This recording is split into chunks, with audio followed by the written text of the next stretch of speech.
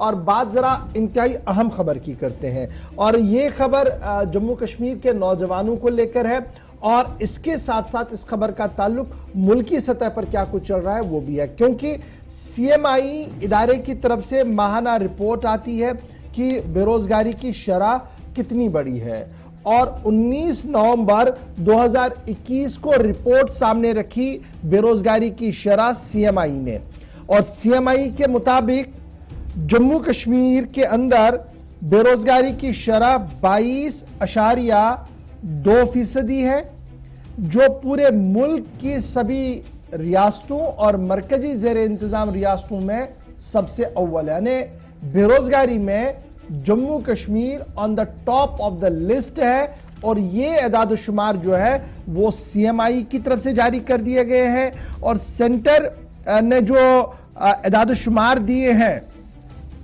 उसमें कहा गया कि मुल्की सतह पर बेरोजगारी की शरह जो है वो 7% के आसपास 7.1 और 7.2 के आसपास है, यहां पर रुकी हुई है।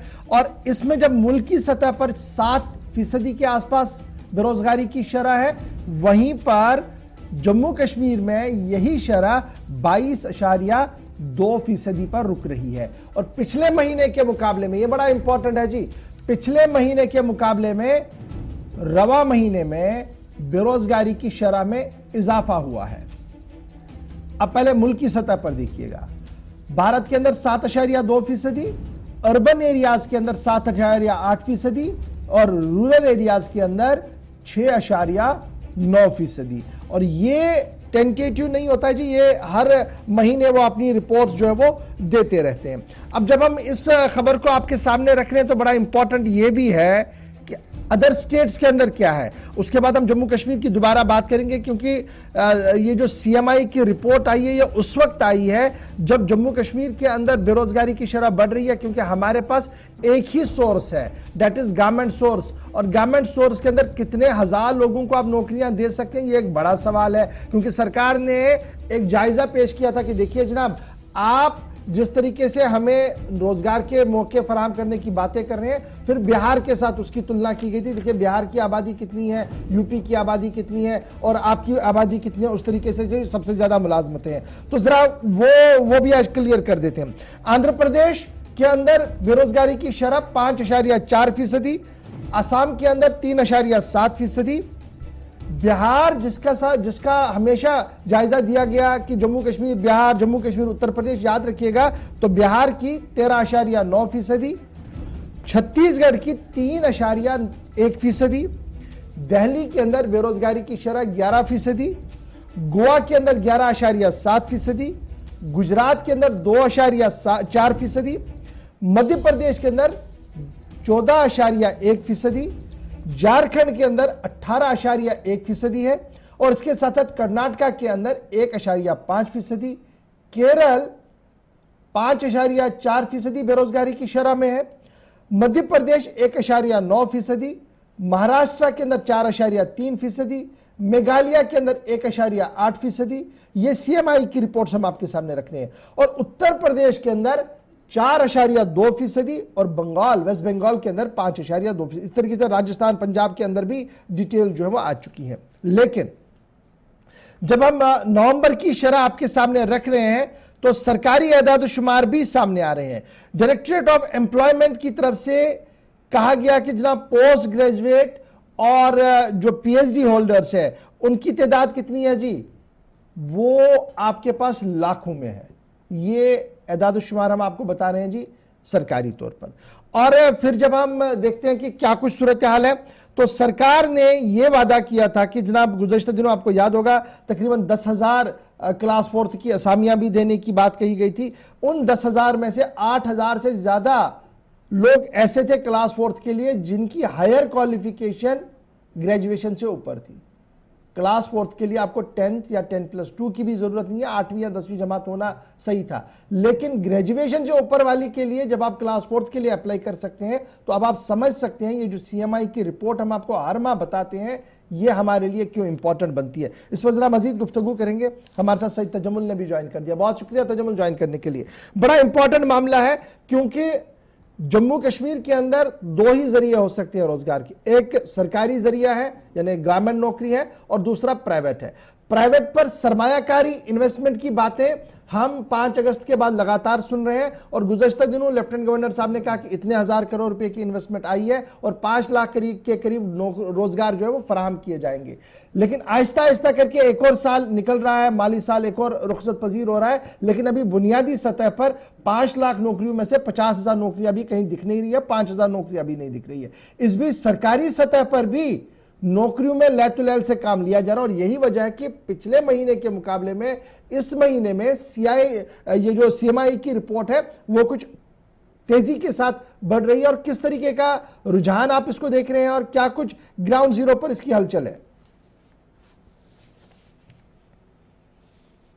बहुत बहुत शुक्रिया इशफाक साहब। जम्मू कश्मीर में रोजगार को कहीं ना कहीं, चूंकि यहाँ पर मुस्तकिल तौर पर 4-5 महीने बर्फ पड़ती रहती है, जिससे जो प्राइवेट सतह का रोजगार आपको कहीं ना कहीं आपकी कफालत पूरी करता है वो भी मुतासिर हो जाता है। उसके बाद रही सही कसर सिक्योरिटी और सियासी सूरत के बीच में, और रोजगार का कमाना बड़ा मुश्किल हो गया है। काफी सारे मजदूर और जो बानिहाल, रजौरी और बाकी इलाकों से कश्मीर आते हैं और कश्मीर से बानिहाल, रजौरी, जम्मू जाते हैं, सीजन के हिसाब से मूव करते हैं ताकि एक साल का कंपनसेशन जो है वो कहीं ना कहीं पूरा हो जाएगा। उसके बाद जम्मू कश्मीर में अवामी हुकूक क्या है, रहबरी जंगलात, रहबरी ज़राअत, रहबरी तालीम और रहबरी खेल और बाकी डिपार्टमेंट में डिपार्टमेंटों से मुंसलिक करने की नौजवानों की कोशिश की गई। बाद में उनकी तनख्वाहें भी जो लेबर वेज है उसके आसपास तक न पहुंची। 4,000-5,000 में पीएचडी और ग्रेजुएशन, मेडिकल नॉन मेडिकल में ग्रेजुएशन करने के बाद गरीब बच्चे की परेशानी और बढ़ जाती है। और जिस वक्त जम्मू कश्मीर में, मुझे याद है एक वक्त था कि सियासतदानों के कलम की ताकत इतनी ज्यादा तेज होती थी कि महीने में 2 महीने में आते ही लेकिन 100-150 घरों की कहीं ना कहीं कफालत पूरी हो जाती थी। लेकिन उसके बाद कहा गया कि सर्विस सिलेक्शन बोर्ड और पब्लिक सर्विस कमीशन जो है वो शफाफ तरीके से मुलाजमत लगाने का हक इख्तियार रख सकते हैं। इस बीच में जम्मू कश्मीर पुलिस या बाकी जो एजेंसीज हैं उनकी तरफ से भी रोजगार का कहीं ना कहीं मौका मिल जाता था। एसपीओ वगैरह लग जाते थे, रेगुलर भर्तियां हुआ करती थी। काफी टाइम हुए वो दीदार ही नसीब नहीं हुए, जिसकी वजह से आपने बाकी डिपार्टमेंटों में पीएचडी, पोस्ट ग्रेजुएशन के तालीमी काबिलियत होने के बाद, असनाद हासिल करने के बाद वो क्लास 4 लगे। लेकिन जम्मू कश्मीर पुलिस में भी काफी सारे नौजवान हैं जिन्होंने पोस्ट ग्रेजुएशन या पीएचडी मुकम्मल की हुई है। इसी तरह से कश्मीर में गुज़श्ता कई महीनों के बाद देखें तो गवर्नर सत्यपाल मलिक ने ऐलान कर दिया 50,000 नौकरियां लगेंगी। अब डोमिसाइल लॉ आने के बाद पवार साहब, सियासी बयानबाजियां अपनी जगह, कुछ पार्टियों का स्टैंड है कि जॉब रिजर्व रखे जाएंगे, जमीनात के हकूक सलब नहीं होने देंगे। लेकिन कुछ वक्त से जो बाकायदा तौर पर डोमिसाइल लॉ आ गया, अब क्लास 4 का एडवर्टीजमेंट जो यहाँ टैंकीपोरा श्रीनगर में होना चाहिए था और झारखंड का बाशिंदा भी उसमें अप्लाई कर सकता है। गालिबन जम्मू कश्मीर में रोजगार के वसाइल को मतबादिल के तौर पर जब 50,000 करोड़ रुपया का इंडस्ट्रियल पॉलिसी लेकर आए थे, उसका जमीनी सतह पर कहीं पर नतीजा नजर नहीं आता, जिसकी वजह से यहाँ के नौजवान और यहाँ के जो लोग, और इसमें एक और बड़ी अहम वजह है कि लड़कियां ग्रेजुएशन, पोस्ट ग्रेजुएशन और बीएड करने के बाद ये इंतजार में थी कि शायद अब उन्हें सरकारी टीचर लगेगी, सर्विस सिलेक्शन बोर्ड फॉर्म निकालेगी, उनकी शादियां तक नहीं हो पाई नौकरियों के इंतजार करते करते। बहुत सारे मामला हैं, कई मौकों पर बच्चों ने गलत रास्ते इख्तियार किए, अद्वियात का इस्तेमाल करना शुरू किया और कई मौकों पर खुदकुशी के वाकयात में भी बेरोजगारी को जिम्मेदार ठहराया जाए, जो कि सरासर गलत है और इसको जस्टिफाई नहीं किया जा सकता। लेकिन जम्मू कश्मीर में बेरोजगारी जिस वक्त आप डाटा दे रहे हैं ये बड़ा चौंका देने वाला है। और क्या आने वाले दिनों में इसी दौर में या अवामी हुकूमत आने के बाद मजीद एडवर्टीजमेंट पोस्ट किए जाएंगे ताकि बेरोजगारी का किसी हद तक कमी हो जाए। हमारे साथ ज्वाइन करने बड़ा इंपॉर्टेंट है। एक चीज और भी मैं जानना चाहूंगा, जब हम फहरिस्त देखते हैं मरकजी वजारत की तो इसमें कुछ छोटी रियासतें भी हैं, आबादी के हिसाब से भी और एरिया वाइज भी जम्मू कश्मीर यूनियन टेरिटरी के मुकाबले बहुत कम है। और त्रिपुरा या सिक्किम जैसे या उड़ीसा के अंदर जहां पर आबादी कम है तो उस हिसाब से यहाँ पर जो है बेरोजगारी की शरह भी बहुत कम हुई है। लेकिन ज्यादा आबादी वाले इलाके के अंदर सरकार का कोई एक्शन प्लान जिसका कोई असर नजर नहीं आता। और पिछले महीने से यानी महीने दर महीने हम देख रहे हैं कि माहाना वो शरह जो है बढ़ती जा रही है।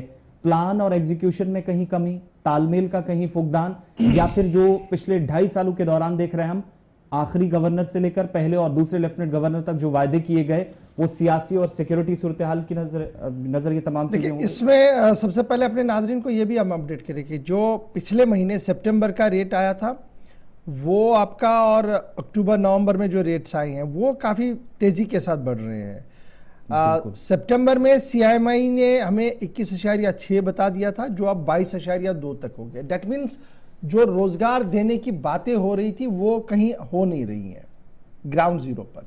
ये एक फैक्ट सीएमआई का है। और जब आप सरकारी आंकड़ों को देखेंगे जो साल 2020 में जारी किए गए थे, 21 में कोई आंकड़ा जारी नहीं किया गया। Ministry for static and programme implementation MOSP की तरफ से जो जारी किया गया था जम्मू कश्मीर के हवाले से, वो कहा गया था जब लद्दाख हमारे साथ था 17.8% उस वक्त कहा गया था कि हमारी बेरोजगारी की शरह, डेट वाज 2020 में।